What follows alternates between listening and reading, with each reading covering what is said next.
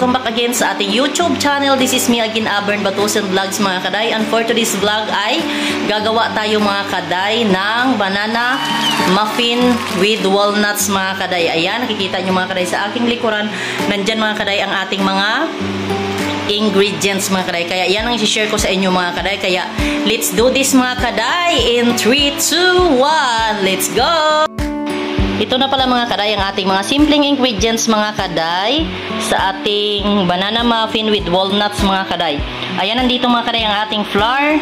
Meron tayong sugar with salt na to mga kaday. Sinalo ko na dito ang ating salt. Ayan, nandito na yung mga kaday ang ating eggs, baking soda, baking powder, vanilla extract, at ang ating banana mga kaday na smash na to mga kaday. Kaya gamit ang ating KitchenAid mga kaday na mixer. Ayan pa nga mga kaday, oh, nandyan pa yung mga ano niya. Kaya hindi ko na siya mga kaday hinugasan dahil dyan din naman natin mga kaday isasalang ang paghalo ng mga iba't ibang ingredients na ito mga kaday. At nandito din pala mga kaday ang ating oil para makakalimutan pa yata. Ayan mga kaday, just keep on watching lang at let's start na mga kaday. Gagawin na natin ito. Mga kaday, sundan nyo na lang pala mga kaday ang mga step by step mga kaday kung paano ito gagawin mga kaday. Dito ito mga kaday gagawin natin sa ating KitchenAid mixer mga kaday. Kaya just keep on watching lang mga kaday dahil ang hirap mga kaday mag video na ikaw lang mag-isa. Dito natin isasama-sama lahat ang mga ingredients mga kaday. Yan. Kaya anuhan nyo na lang mga kaday, sundan nyo na lang kung gusto nyo mga kaday. Gumawa din ito mga kaday sa inyong mga tahanan. Ayan mga kaday, let's do this!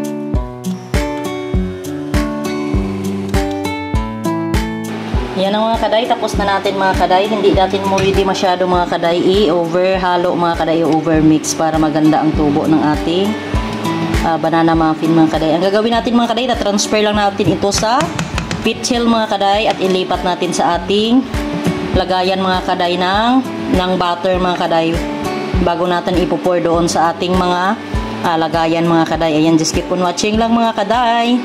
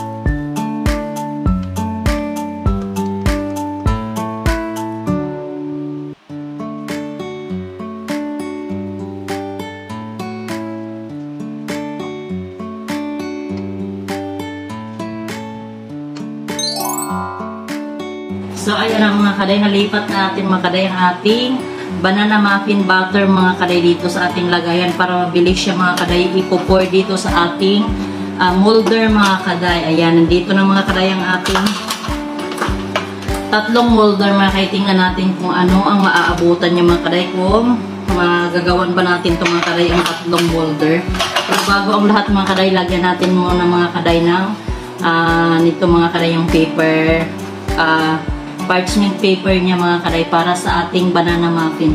Ayan mga kaday, let's do this!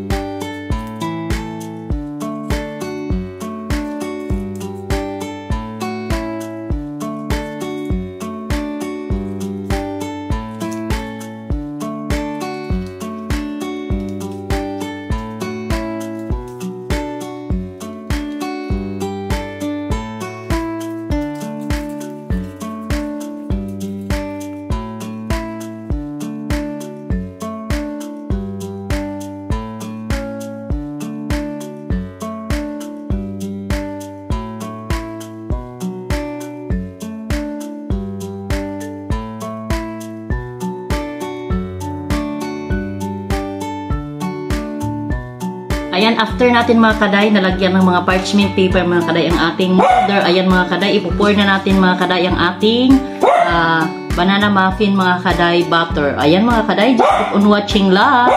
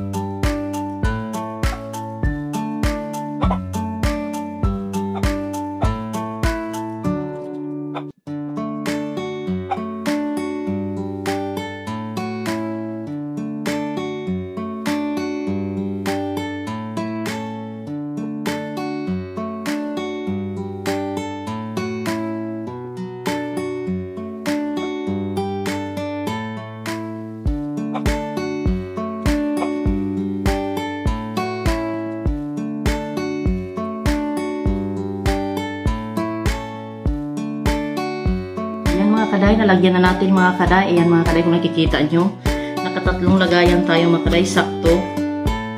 At maglagay tayo mga kaday ng walnuts mga kaday.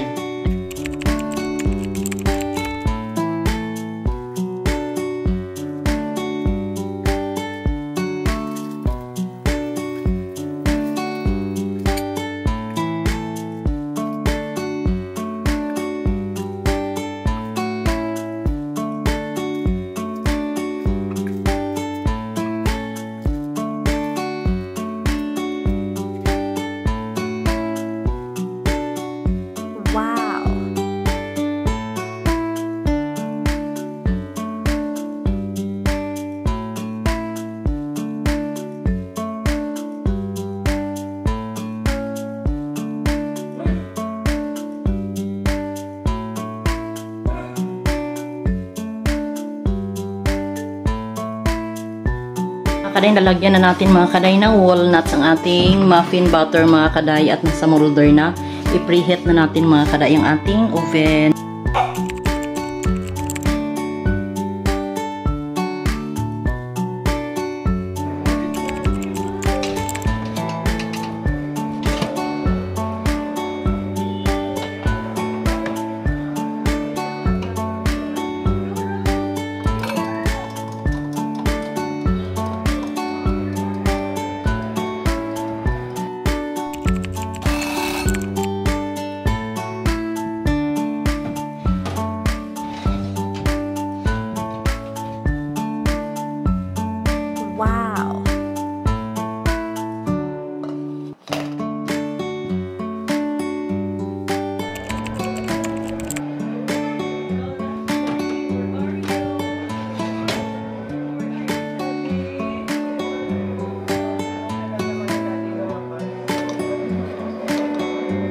Ayan mga kaday, that's it for today's video mga kaday. Sana nagustuhan nyo ang vlog na ito.